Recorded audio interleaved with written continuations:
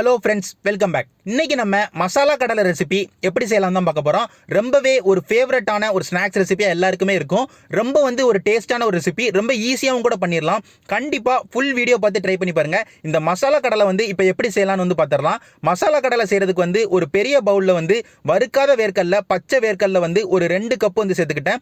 முக்கியமாக வறுக்காத வேர்க்கடலையே பார்த்து சேர்த்துக்கோங்க. வறுத்த வேர்க்கடலை சேர்த்துக்கிட கூடாது. அதனால் பச்சை வேர்க்கடலை நம்ம பவுலுக்கு மாற்றிட்டு மசாலா எல்லாமே சேர்த்துக்கிறேன்.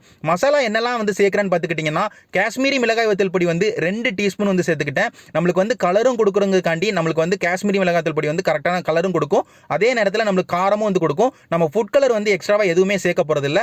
அதனால் காஷ்மீரி மிளகாய் வத்தல் பொடி ஒரு 2 டீஸ்பூன் சேர்த்துட்டு, பெருங்காய பொடி ஒரு 1/4 டீஸ்பூனுக்கும் கம்மியாக சேர்த்துக்கிட்டேன். அதுக்கப்புறமா உப்பு ஒரு 3/4 டீஸ்பூன் சேர்த்துக்கிட்டேன். நம்ம பத்தலைன்னா திரும்ப நம்ம சேர்த்துக்கலாம். அதுக்கப்புறமா சோம்பு இடிச்சு சேர்த்துருக்கேன். ஒரு 1/4 டீஸ்பூன் இடிச்சு சேர்த்துருக்கேன். அது நல்ல டேஸ்ட்டும் கொடுக்கும். அதே நேரத்தில் நல்ல ஒரு மனமும் கொடுக்கும். அதே மாதிரி தான் இஞ்சி பூண்டு பேஸ்ட்டு 1 டீஸ்பூன் நல்லா இடிச்சு சேர்த்துக்கிட்டேன். பேஸ்ட்டாக சேர்க்கறதோட இடிச்சு சேர்த்துக்கோங்க. இது எல்லாமே சேர்த்த உடனே நம்மளுக்கு கடலையோட நல்லா மிக்ஸ் பண்ணி விடணும். அதனால் நல்லா மிக்ஸ் பண்ணி விட்டுக்கோங்க. மசாலா எல்லாத்தையுமே மிக்ஸ் பண்ணி விட்டக்கப்புறமா நம்ம மாவு சேர்க்கணும். கடலை மாவு ஒரு 1/2 கப்புக்கும் கொஞ்சம் கம்மியாக சேர்த்துக்கோங்க. அதே நேரத்தில் அரிசி மாவு ஒரு 1/4 கப்புக்கும் கொஞ்சம் கம்மியாக சேர்த்துக்கோங்க. அதுக்கப்புறமா ஃப்ரெஷ்ஷான கருவேப்பிலை இலை ஒரு 15லேருந்து ஒரு 20 கருவேப்பிலை இலை சேர்த்துக்கோங்க.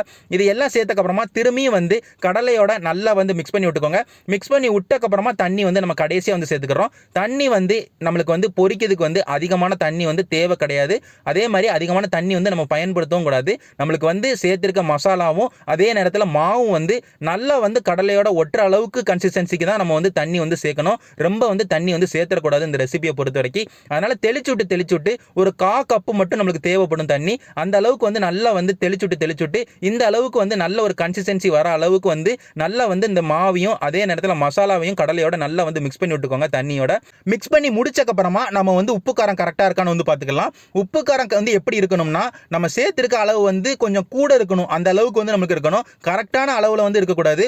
கொஞ்சம் உப்பு கூடையோ கொஞ்சம் காரம் கூடையோ அப்படிங்கிற அளவுக்கு நம்மளுக்கு டேஸ்ட் இருக்கணும். அப்போ தான் நம்மளுக்கு பொரிச்செடுக்கும் போது கரெக்டான அளவில் இருக்கும். அப்படி பார்க்கறதுல காரம் ரொம்பவே கரெக்டாக இருந்தது.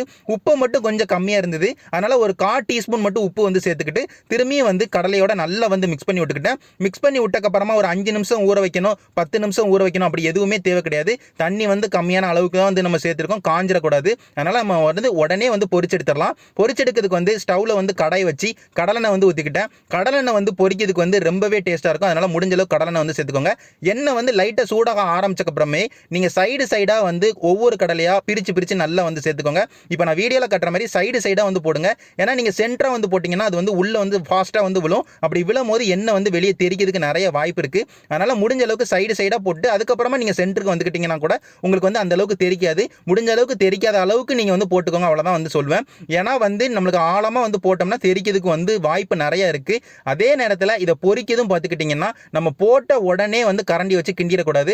ஏன்னா மாவு அந்த அளவுக்கு ஒட்டி இருக்காது. நம்ம கரண்டி வச்சு கிண்டிட்டோம்னா மாவு கடலையை விட்டு பிரியதுக்கு நிறைய வாய்ப்பு இருக்குங்காண்டி ஒரு 30 செகண்ட்லேருந்து ஒரு 40 செகண்டுக்கு அப்புறமா நீங்கள் கரண்டியை நீங்கள் உள்ளே போட்டு கிண்ட ஆரம்பிச்சிங்கன்னா உங்களுக்கு கரெக்டாக இருக்கும். ஒரு 40 செகண்டுக்கு அப்புறமா கொஞ்சம் கொஞ்சமாக கரண்டியை போட்டு மெதுவாக கிண்டி விடுங்க கடலையை. அதே நேரத்தில் லோ ஃப்ளேமில் வச்சு ஒரு 5 நிமிஷத்துலேருந்து ஒரு 6 நிமிஷமாவது ஆகும் இது உங்களுக்கு வேகிறதுக்கு கடலை. அதனால் நீங்கள் ஒரு 6 நிமிஷத்துக்கு லோ ஃப்ளேமில் வச்சு நல்லா வேக வைங்க. நீங்கள் மீடியம் ஃப்ளேமுக்கோ ஹை ஃப்ளேமுக்கோ போனீங்கன்னா உங்களுக்கு கடலை வெளியே கலர் டக்குன்னு மாறிடும். ஆனால் உள்ள கடலை வெந்திருக்காது. வேக வைக்கிறது கொஞ்சம் கஷ்டம். அதனால் 5 நிமிஷத்துலேருந்து ஒரு 6 நிமிஷத்துக்கு லோ ஃப்ளேமில் வச்சு நல்லா வேக வச்சுக்கோங்க. கலர் ஓரளவுக்கு கோல்டன் ப்ரௌன் கலருக்கு மாறினக்கு அப்புறமா வெளியே எடுத்துருங்க. ஒரு 6 நிமிஷம் கழிச்சு நீங்கள் வெளியே எடுத்துருங்க. நீங்கள் வெளியே எடுத்து பார்க்கும் போது இன்னும் கொஞ்சம் காவாசி வேகணுமோ அப்படின்னு உங்களுக்கு தோணும். அப்படி கிடையாது. ஒரு 6 நிமிஷம் நீங்கள் லோ ஃப்ளேமில் வச்சு நீங்கள் எடுத்து வெளியே பார்க்கும் போது வேகாத மாதிரி தான் இருக்கும். ஆனால் நீங்கள் வெளியே வச்சு ஒரு 20 நிமிஷம் கழித்து ஆறுனக்கு அப்புறமா சாப்பிட்டு பார்த்தீங்கன்னா உங்களுக்கு நல்ல மொறுமொறுப்பாக நல்ல டேஸ்ட்டாக மாதிரும். அது முக்கியமாக பார்த்துக்கோங்க. எல்லாருமே ஆயிலேருந்து எடுக்கும் போது வேகலையோன்னு ரொம்ப நேரம் வேக வச்சுக்கிட்டு இருப்பாங்க. 6 நிமிஷம் லோ ஃப்ளேமில் வேக வச்சாலே போதும். நல்ல கடலை வெந்துடும். நல்ல டேஸ்ட்டாக மாதிரும். அது முக்கியமாக பார்த்துக்கோங்க. இதே மாதிரி எல்லா கடலையும் பொரிச்சு எடுத்துக்கோங்க. கண்டிப்பாக இந்த ரெசிபியை வீட்டில் ட்ரை பண்ணி பாருங்கள். ஒரு சிம்பிளான ஒரு ரெசிபி செஞ்சு பார்த்துட்டு எல்லாருக்குமே செஞ்சு கொடுங்க. எல்லாருமே ரொம்ப விரும்பி சாப்பிடுவாங்க. நான் இதே மாதிரி ஒரு சூப்பரான ரெசிபியோட உங்கள் எல்லாரையுமே பார்க்குறேன். நன்றி.